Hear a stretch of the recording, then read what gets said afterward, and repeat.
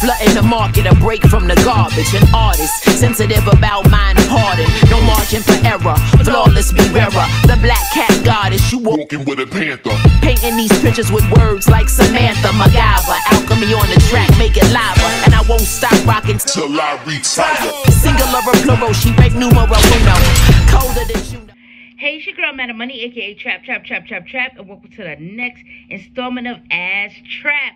Make sure you hit that like button, make sure you hit that subscribe button, and let's get it down. By now, y'all all know how we get down on Ass Trap. Y'all ask me the questions on the timeline, I'll bring it to the channel, you feel me? All shout outs involved, and let's get down to some real hip hop conversation, you heard?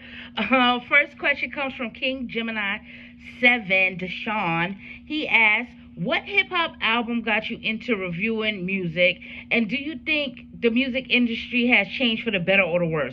Well, me really reviewing music came organically, you feel me? I always talk about Trap Live, you feel me, and stuff like that, where I would take like the tracks, the hottest tracks of the week, and I would try to infuse them into social commentary and stuff like that. So from doing that, that's where this like it just like kind of just came together like that, you feel me? Some things, it wasn't like a particular project or anything like that. It's just like in my journey in this, like, you feel me, media shit, it just kind of turned into that, you know, and I appreciate my journey in this, I dead ass do. And has the music industry changed for the better or the worse? Now, it's crazy because we're going to say that it changed for the worse. You feel me?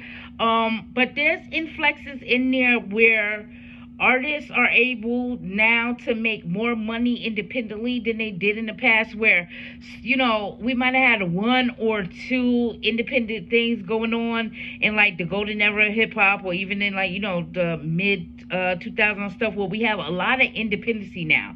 So in that respect, I want to say that it changed for the better.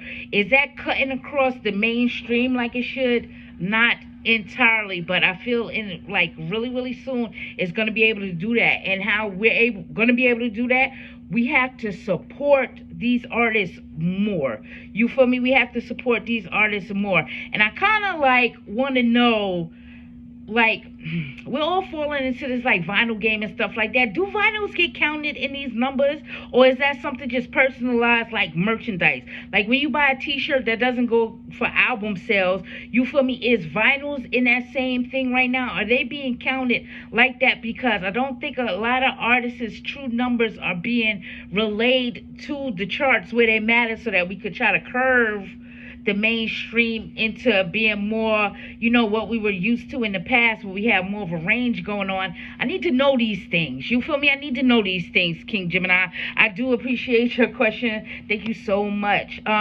Next question on here from my guy Expat Gunda, Mr. DJ. Do you think record companies should start putting healthcare options in artist contracts due to the recent losses we have seen in the business of artists passing away too soon? Listen, one thing about contracts, they're negotiable.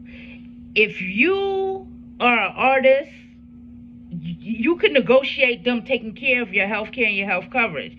Also, too, if you're getting paid as an artist, you can go get your own health care coverage. How many of us have jobs where the health care that they offer is just too expensive, so you have to look elsewhere to do these things? This is a real life thing that happens, you feel me? I feel it's crazy because, like, just off the top of my head, saying the question out loud, I think about Roxanne Shante and how she, you know, gamed the label into paying for her full education, where she got masters and PhD, because contractually they had to pay for her education. And I feel that if artists come in there with a little bit more grounding and a little bit more footing, because we are, like I said, the question prior to, and it's like agent independency, so that when you do get these partnerships and these deals, you can ask for other shit. You can ask for things like healthcare and this, that, the third, and it be taken seriously, dead ass serious. So you feel me? I don't think that they're gonna put it in there like that. You know, the industry is real fickle in this sense, but I feel that artists should be asking for these type of things. That's why when they come up and say, you know, the artists need a union and all of this stuff, the artists can utilize a union, need a union, you feel me, so they don't be overbooked, overworked. But this is how you really get money, you feel me? You have to make sure that contract is conducive to what you're trying to bring to the game. That's all there. So thank you so much, Mr. DJ. I appreciate your question so much. Next question comes from Hip Hop Since 76 Jiu-Jitsu. Was Hammer a sellout or just ahead of his time, since every rapper wants those endorsements? It's crazy because I just did an interview with Ra at Wise Dome TV, and we had touched on the commercialization of hip hop. Now, hip hop is really weird because when you use the word sellout, right? A sellout is somebody who changes what they are or who they are to become a mainstream individual, to become more visible in the mainstream. That's why us in the underground have a problem when, you know, artists that we like actually start progressing and stuff like that. We're also fearful that they're going to jump the shark and go into this whole different direction that we're not used to from them. You feel me? I don't really feel that has to happen. In hip-hop, in the commercialization of hip-hop, from Run DMC's My Adidas, were they sellouts? They weren't sellouts. They had their selves, their image. They didn't change to do My Adidas. You feel me? My Adidas saw them and wanted to do something with them on that. You know, a lot of people forget, like, Curtis Blow had like a Sprite ad in the Super Bowls, like at the Super Bowl, like 1986 or some shit like that. You feel me? And does those type of things push the culture forward when it's not anything hazardous to the community? Is it really selling out if it's not a hazard to the community as a whole? Like a lot of people always say, for as powerful as Tupac's voice was and stuff like that, he was promoting St. Ives. That's selling out to me. That's selling out where your message ain't the same as the brand that you're attaching yourself to. Now, we have people like, you know, Travis Scott for McDonald's. We don't know, this motherfucker loves McDonald's. That might be a perfect fit for him when he's not changing his image to go to McDonald's. It's not like they're making him wear a suit and a tie to sell these hamburgers and shit to people. You feel me? You know, we have Megan Thee Stallion is doing a lot of branded work where she works for Calvin Klein, and it's like, you know, after she's an artist and she strips all this stuff down, she's in Calvin Klein underwear and stuff like that. So is that really selling out? I don't think so. Did Hammer sell out? No. Hammer stayed true to who he was. The only point in Hammer's career where he sold out is when he tried to drop like Hammer the Funky Headhunter. If you're asking me, that's selling out. That's completely changing your image to try to be something that you're not, to try to get some type of visibility being something that you're not. Other than that, hip-hop is about becoming more visible to push the culture forward and getting a bag in the process of that. You feel me? Just straight up like that. So I do appreciate your question, Jiu-Jitsu. You feel me? Dope question. Next question comes from J Baby Ears. One of my favorite out here, J Baby Ears. Let's go. Let's get it. What are your favorite tweets by Trap? Now, I have had a long and tumultuous road on Twitter. You feel me? The top Twitter nigga that you might ever have seen in your life. Now, my first experience, let me say, when I had Madam Money 058, that was my original account on here. Whatever. I used to run threads all the time. All the stuff that I see, you know, the hip hop pages and stuff like that do on a day-to-day basis. I have fell back from doing that. I have done that shit so much and put so much of my time into that that I don't even do it. I don't do it anymore because I'm a problem every time I do it. You feel me? I don't always highlight the right things, and people defend themselves. Artists like to defend themselves against that. So my first real viral tweet was top 10 light-skinned niggas holding it down across the world, and Joe Budden was number one. Joe Budden ultimately blocked me for that tweet in particular, I guess I had put him along the line of some other light-skinned niggas that he did not like to be associated with, or he didn't like the like I said, sometimes I bring a lot of spotlight to somebody, even though if they're a major person, I could really make their phone ring off if I want to, and I get blocked a lot of times for that. So I got slighted by that, right? And before 6ix9ine came into play and all of this stuff started happening, I dropped another thread. It was called "The Top 10 Snitches in Hip Hop You Don't Know About." And Joe Budden was on this list too for his little inference with Ransom and stuff like that. This is how I know they watch and they know, because I was blocked by this man. I dropped this other tweet a couple weeks later. He proceeded to fucking challenge me on the timeline about his particular place and me calling him a snitch. Now, how you know that if you blocked me and all of this shit like that? He really wasn't happy about that, and he defended himself tooth and nail. But you know, that's just one of my favorite tweets out there. So the ones that get like that type of attention is always gonna be my favorite tweets. Again, just to throw the Joe Budden tweet shits out the way. Another time where I got picked up by publications and stuff. Joe Budden was on State of the Culture with Scotty Beam. They were talking about the misogyny of hip hop, and like Freddie Gibbs started bigging him up and all of this stuff. And I said my piece to them. I said, you know, it's crazy that y'all find brotherhood in the misogyny of women in hip hop. And Freddie Gibbs politely told me, with all due respect, shut the fuck up. This was the first time on the timeline where I didn't have to defend myself. People came out of the woodwork to defend me. And like I said, it actually was one of these trending topics and trending stuff like that on there. And I got picked up by a whole bunch of media outlets and stuff on that note. No, like I said, I'm a greasy ass nigga. Another of my favorite tweets that got that type of like trending results and stuff, I had made a thread, top 10 chains that had been snatched in hip hop. You feel me? And it's weird because I fucked up the thread, and instead of, it wasn't in hip hop, it was just like period, right? Instead of putting Aqib Talib from the Broncos or whatever, when he had his fight with Michael Crabtree, and Michael Crabtree snatched his chain or whatever, I put Talib Kweli's name in there, and Talib Kweli blatantly just said, you know, that's not me. That wasn't me. And I asked Talib Kweli, but have you ever snatched a nigga chain twice? And that kind of got me picked up by a couple publications and stuff like that off of an error. Another one of my favorite tweets on here was actually a real good conversation I had with Charlamagne the God when he was interviewing Troy Ave. Well, he was supposed to interview Troy Ave, and he chose to walk out of the studio during that interview, and I respected him for his association with Tax and standing up for Tax in that matter. It's crazy. I just had an interview on the Great Minds podcast. Salute to them over there. And another one of these things I had brought up was Kodak Black said that, you know, he preferred a light-skinned chick than a dark-skinned chick because, you know, dark-skinned chick's more abrasive or whatever. And, you know, I stuck up for Kodak in that respect. I ain't sticking up for him now. You feel me? He did bite that bitch. You heard what I said? But just in that, like, you know, you can't take somebody's personal preference.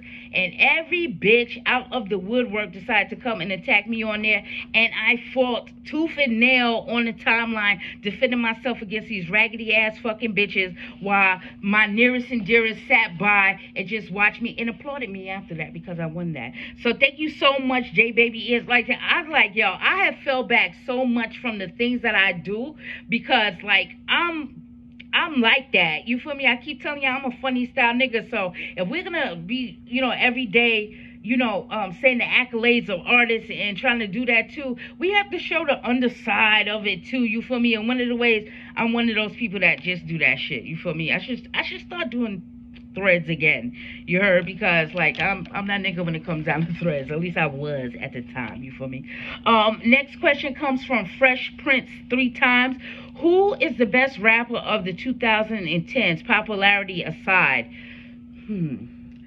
That's a good question because the 2010s, at least like 10, 11, 12, up until now, at least in that first range in there, 10, 11, 12, we still had Jay-Z running around, Kanye West, you feel me? Lil Wayne was still around. We got introduced more into like the J. Cole's, the Kendrick Lamar's, Drake and Nicki Minaj kind of solidified their footing in the game, you feel me?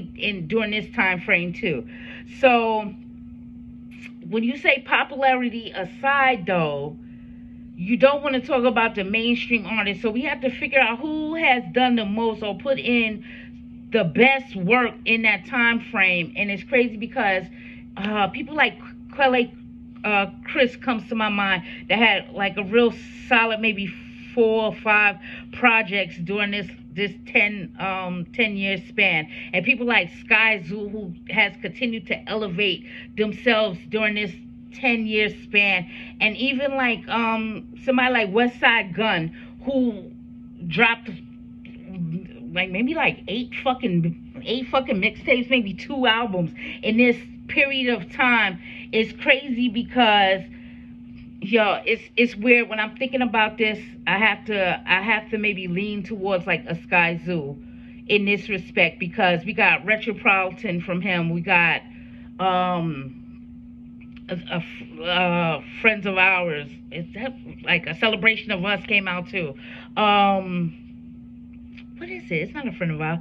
Music for My Friends. All of these things like this. So I might have to lean towards Skyzoo in that respect of that popularity aside. Best rapper of the 2010s, it might have to be him because the work was really, really valid on that note. So salute to you. That was really hard to just pull out because I don't want to say, like I said, you could say the Kendricks and the Coles, but that's like when they really, really came into the game. You didn't really understand their dexterity or what was going to happen to them in that respect, and that's kind of like this changing of the guard, like a real changing of the guard period in time too. I might have to think about that a little bit more, but you know, going off of just like first glances and stuff like that, it could be like Skyzoo, it could be Quelle Chris, it could be one of these individuals like that. So I appreciate that question. It got me thinking a lot. I'm gonna think about that a little bit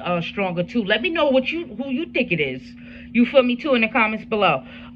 Next question on here is by the Trouble Smith. What are your thoughts on Westside Gunn saying he has the illest discography ever? He has the illest discography ever. Now that doesn't say he has the best discography. You feel me? That doesn't say he has the dopest discography. He has the illest discography. And I just mentioned him. I said, you know, he might have had like 8 mixtapes. If we saying his whole discography, that's about 10. That's about 9 or 10 mixtapes.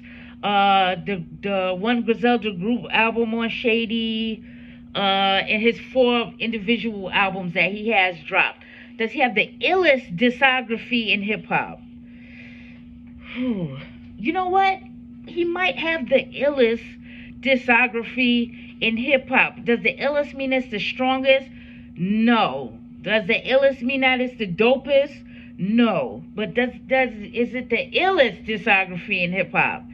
I could say that it might be fair up there with, okay, so here's a comparison, because like if you say dope discography, right? Up until recently, in all the mixtape works that somebody like a Lil Wayne has put in, that shit is a dope ass fucking catalog. That's a dope discography to have. It's just with all of the work that you put in. So if you say ill, I might have to give it to him with everything attached to that. You feel me? The imagery involved and all of that stuff. Yes, I'm gonna say, you know what? He has the illest discography in hip hop. It's really weird because I'm really, really a linguist like that. So when you choose your words, you gotta choose them wisely. So to say you have the illest discography in hip hop, yes. Is it the strongest? No. Is it the dopest? No. You feel me? But we gotta give credit where his credit is due. I think he worded himself properly to give him that, and that's what hip hop is about anyway. That braggadocious type thing going on there. So I ain't mad at that. I'm not mad at that at all. Thank you to Trouble Smith. The illest. Yes, maybe so. Maybe he does. Next question is from Blue Chakra. Do you have a podcast? I don't have a podcast. This is the closest thing to a podcast I'm getting is from Ash Trap right now. As I continue on this quest to do what I gotta do, what I set out to do over here, I'm gonna open up the things more where it be more podcast type things going on. But I really like to I enjoy going on other people's platforms and talking to them. So if you want me to come on your platform or whatever have you, hit me up. I will be having more time than I've had in the past in a little bit. You heard? So that's what I do like, because I do like to talk about things that are just not album based all the time. That's why I started doing Ash Trap. So salute to you, Black Shark. Make sure you subscribe too. You feel me? Next question comes from Christos K, the real true Greek. If you could take one song from your top 3 rap projects of all time, if you could take one song from your top 3 rap projects of all time and get rid of them, what would they be? All right. Well, my top 5 albums of all time in my mind is DOC's No One Could Do It Better, the Black Album, Life After Death, The Carnival, and Hardcore. Right? So, I would take some of those skits out of Hardcore, to be honest with you, like the one where Biggie is like, yeah, she on my dick and all. I would have never let you speak like that on there. I don't know how much control she had on that situation, but I would have never let some nigga talk like that about me on my own album on wax like that. Never that. The Black Album, I would have to take out Change Clothes. I don't fuck with that song at all. I don't like Hov in that lane. Like, I don't like him trying to holler at a bitch in that manner. You feel me? Or some shit to that effect. I don't like that.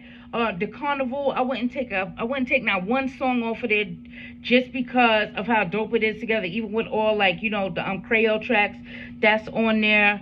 Life After Death again. I couldn't do that all with the DOC. So you feel me? You might get me taking some skits off of Hardcore and Change Clothes off of the Black Album, but I don't think I could touch the rest of that shit like that. Thank you so much, Real True Greek. Next question comes from Flatbush Mike. What is your GOAT mixtape, any era? No ceilings. No ceilings. I don't know. Something about No Ceilings. Everybody knows No Ceilings. We all know every fucking word from No Ceilings. And just from the intro of this, the swag and surfing and doing, dog, that shit was just too hard. And I know people like to say 50 Cent's, 50 Cent is the future mixtape is the best mixtape of all time. No, it's kind of more like an impactful thing. But me personally, No Ceilings. So thank you so much, Flatbush Mike. Salute to you. Next question on here comes from Malik Hughes. Malcolm. Are your favorite albums, projects well sequenced? They have to be. They have to be. And as somebody who feels that I sequence and arrange projects well, that shit better be tight like that, and it better make sense. That's why I don't like skits too much in things. There's other ways to do it, because a skit could try to disjoint a project where you could throw a skit in there and it does not make it fluid or tie into anything, and it's just like this thing to break apart where they could not arrange the project properly. That's why I would take out Hardcore just for the skits. If you take the skits out, it runs really, really well together. But yes, they would have to be. They have to be well sequenced. Do you have a favorite project that's not well sequenced? I want to know that. Put that in the comments below. But they gotta be, because that's the whole thing behind it being entertainment and being it puts you in that world. It has to be well sequenced. It can't come across and do no dumb shit. It can't do it. So thank you so much for your question, Malik Hughes. Next question on here, the Real J Lyric. In your opinion, do you think hip hop is great where it's at right now? If not, how can it be improved? Well, we need more diversity. Like I was saying before, that's how it could be more, how it can improve. I don't think we're in a great space right now because everybody is not being represented on the charts like how it was in the golden era, like how on radio where we had a lot of different people with a lot of different styles all being respected and, you feel me, put out there like that. We need that diversity back. We need to show all the genres of hip hop in accordance here, because otherwise these other genres are like trying to step and peek into our world and stuff like that, and it don't really work like that. We have to have a real strong footing on what we're doing over here when it comes down to hip hop and rap. So we need just that diverse element out there like that. Hip hop has always been a place where it's hardcore lyricists, and it's party rappers, then it's this and it's that, and I don't know why we can't get that roundabout thing back in hip hop, but that's definitely something that needs to be done and needs to change. So thank you so much, The Real J Lyric, for your question. Next question comes from KTP the God, you feel me? The home Keith. Do you have a favorite 2021 release so far? I got a lot of dope releases. It's been a lot of dope work. The first quarter of hip hop has been kind of not dry, because we've been getting dope stuff. I think everybody is really trying to anticipate coming into this second quarter of hip hop kind of strong. It's weird because my favorite projects are projects that y'all probably don't even like listen to, even though I reviewed it too, like Nappy High's Villains. I really do appreciate that. I go to that album a lot. I listen to Briz Rawstein and Benji Socrates' Private Lectures a lot. I like that. As of recently, Hush Kingpin's Threesome EP Part 2, I listen to that a lot. The Onyx project that dropped, I listen to that a lot as well. And I'm just trying to remember. Oh, Rome Street's Definite Magician, that's a hard project also as well. So you feel me? As it comes down to narrowing down some things and everything like that, it's gonna be real hard. But as a favorite right now, I don't want to pinpoint it on one thing. It's going to be one of those albums I just named. So thank you so much, KTP the God. Next question comes from Yancy. Good morning, Yancy. You feel me? Being that most albums are feature heavy, has the day of the posse cut gone by? No. It's like the posse cut hasn't gone by.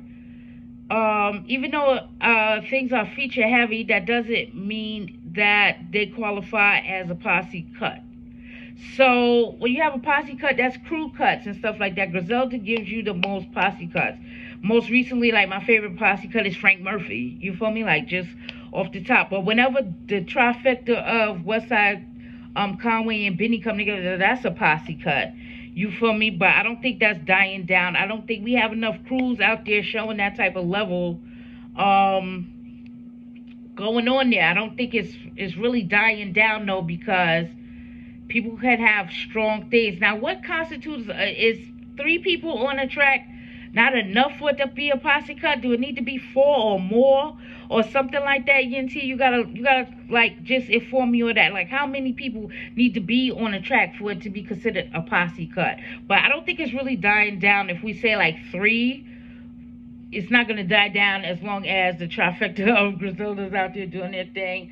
And I believe we're going to see a couple of other things like that come about, where it's going to be a couple people on the tracks. But I do appreciate your question, as always, Yancy. You feel me? Next 3 questions and 3 last questions. We making this clear cut, dry, to the point, and we getting the fuck out of here. You heard? These last 3 questions come from my guy Lucky. What female rapper from the 90s would you like to see come back and drop another album? And he said his personal favorite would be Eve. Da Brat? Like, I myself am guilty of this. I don't mention Da Brat enough. You feel me? And it's one of these like classic albums, first female rapper to go platinum or some shit to that effect. And like, if she came out with an album in 2021, don't you think that shit would be fire? Like if Funkdafied Part 2 came out or some shit like that, that shit would be fucking fire. All the other artists that were out and around during that time period have put out work, and they haven't fared well. Like, I love Little Kim, but that 9 album was trash or whatever it was. That shit was garbage. You feel me? But somebody like a Da Brat could come out right now and cause a major fucking problem. Eve as well. Eve was a good pick on that, too. Next question from you, Lucky. I always thought Beanie Sigel was a better rapper than Jay-Z. What's your opinion on this thought? Man, you can think whatever you want. A better rapper than Jay-Z. Can Beanie Siegel step into that Jay-Z boss type of statuesque type of rhyme and element? Like, can Beanie Siegel do that? I don't think so. But can Hove get gritty and grimy on you and you believe it? Yes. So in that retrospect, I don't think that Beanie Siegel can like boss up like Hove can do. You feel me? So you lucky I even answered this question, because like you committed a sin to me trying to compare these two motherfuckers, to be honest with you. But I don't think that Beanie Siegel can like step into that boss up role like a Jay-Z can. So, that's my thought process on this. So no, if you can't step into that role and be successful as well too, no, you're not a better rapper than Hov. Sorry. Last question on here from Lucky. What was your honest opinion on DMX? It's crazy because DMX was always one of these artists, you know what he was going to bring to the table every time he brought it to the table. And it's one of these things of like, he was very diverse. He was very diverse, but true to himself. Like, he was spiritual. He was gritty. You feel me? Like, he had all of these roles attached to him, and it's just like you knew what you was getting when, you feel me, you listen to DMX.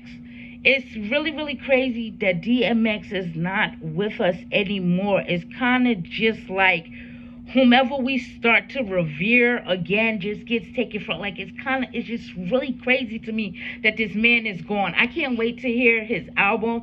I hope that they do this shit rather fucking well. You hear me? And not tarnish this man's legacy so soon after he's passed.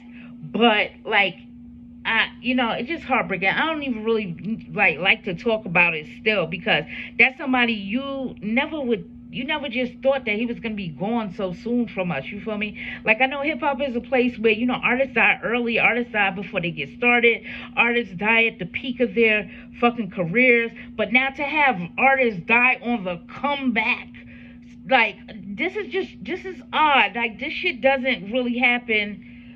It doesn't happen to other genres like that.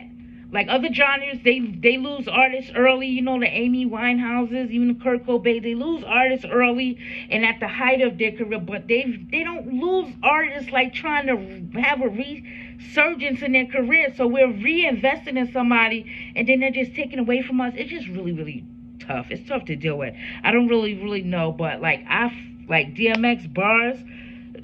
Dog, sometime I randomly, before he even passed, like, just a simple track, like, fucking Here Comes the Boom. Like, yo, here comes the boom, here comes the boom, here comes the boom. Like, would give me so much fucking energy, and nobody listened to that shit with me. You feel me? Nobody listened to Here Comes the Boom but me. You feel me? But, like, dog, like, just a rare thing. You're not gonna get that type of level of realness that could elevate to the mainstream by all being himself. You're not gonna get that type of shit anymore. It's just fucking impossible. He is the number one, like, don't judge a book by its cover, because you have this hard guy there and he was just so diverse and like so mainstream, and you wouldn't really picture that looking at this guy. You feel me? It's really, really crazy, man.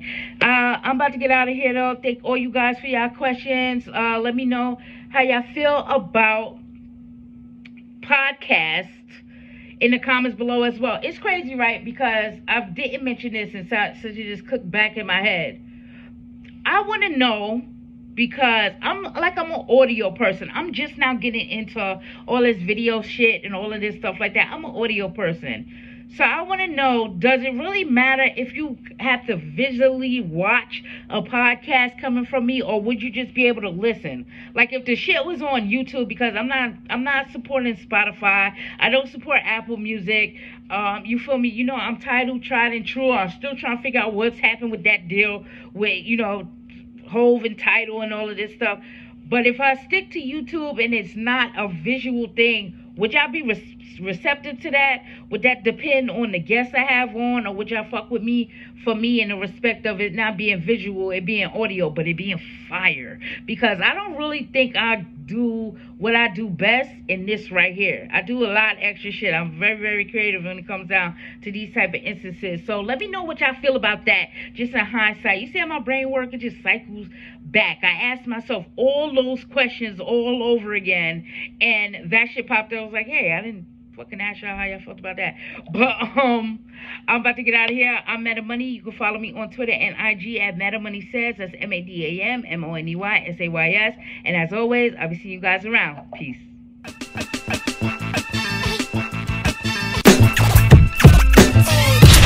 Ready, steady, aim at the target. I'm flooding the market, a break from the garbage. An artist, sensitive about mind pardon. No margin for error, flawless be rarer. The black cat goddess, you walking with a panther. Painting these pictures with words like Samantha MacGyver. Alchemy on the track, make it lava. And I won't stop rocking till I retire. Singular or plural, she break numero uno. Colder than you know.